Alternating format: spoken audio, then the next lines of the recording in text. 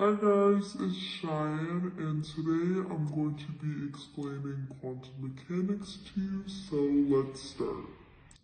So what is quantum mechanics? Well, quantum mechanics studies matter and energy, but specifically at the subatomic level.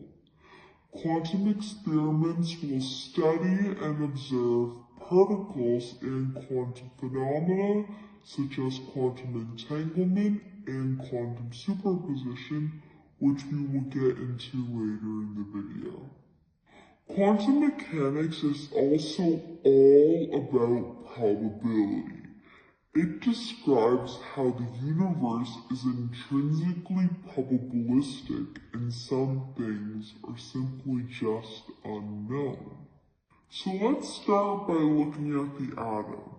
At the center of the atom, we have a nucleus, and inside the nucleus are our protons and our neutrons.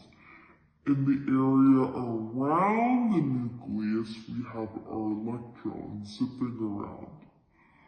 Originally, it was thought that electrons were orbiting around the nucleus, just like how planets orbit around the sun.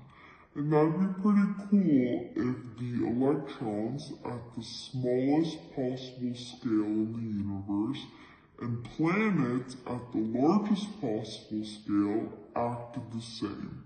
But they don't. Planets have orbits and electrons have orbitals. Planets have predictable orbits, meaning that their trajectories or their paths are known and definite. Astronomers can accurately predict how fast a planet will be going and where it will be at a specific point in time. For electrons, it's different. Electrons have orbitals. They are found in orbitals around the nucleus. These are regions around the nucleus where there is a greater than 90% chance of finding an electron there. Notice the difference between an orbit and an orbital. An orbit means we know where that object is, but for an orbital, we only have a probability of where we might find it at a point in time. So now we know that things get quite weird at the subatomic level. So let's start to introduce some important vocabulary. First, we'll start with wave-particle duality. This means that particles act as waves and waves act as particles.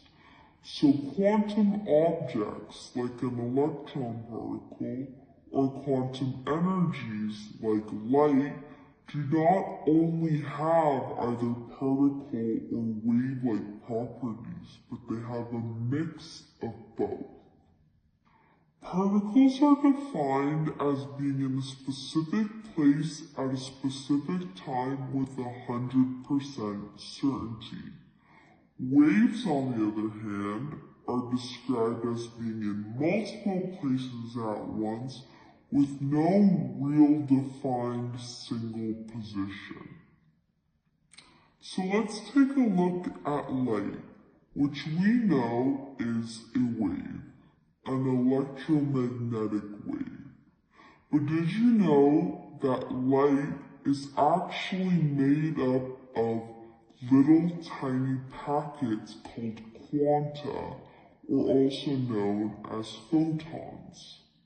So now we know that light is an electromagnetic wave, but it is also made up of tiny little particles called photons. This is an example of wave-particle duality.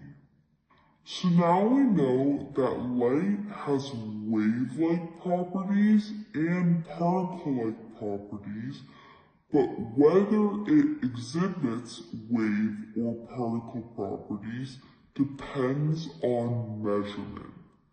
When I say depending on measurement, I'm referring to whether the wave function that describes the system of light is still intact. I know that was a mouthful of words, so I'm going to explain everything I just said. So what is a wave function? A wave function is a solution to the Schrödinger equation, and it expresses the probability or likelihood of a quantum system having certain properties over time. So this could be the probability of an electron being in a certain place or a certain state of spin over time. Now we know that quantum objects can have both particle-like properties and wave-like properties at the same time. And we also know that waves can be in multiple places at once. Well, so can quantum objects. This phenomena is known as superposition, and it is when a quantum system's wave function has not yet been collapsed, and until it does collapse, every single possible state that quantum system could be in, it will be in until measurement. As I mentioned, the wave function is a probabilistic expression of the possible states, all of the possible states that a quantum system could be in. When we observe a quantum system and observe one single state, this wave function collapses into one single outcome, and that's why we only see the quantum system in one specific state or having one specific property. You don't look at an electron and see it in two different places at once. When you measure where an electron is, you find it in one specific spot. This is you treating it or observing it as its particle state.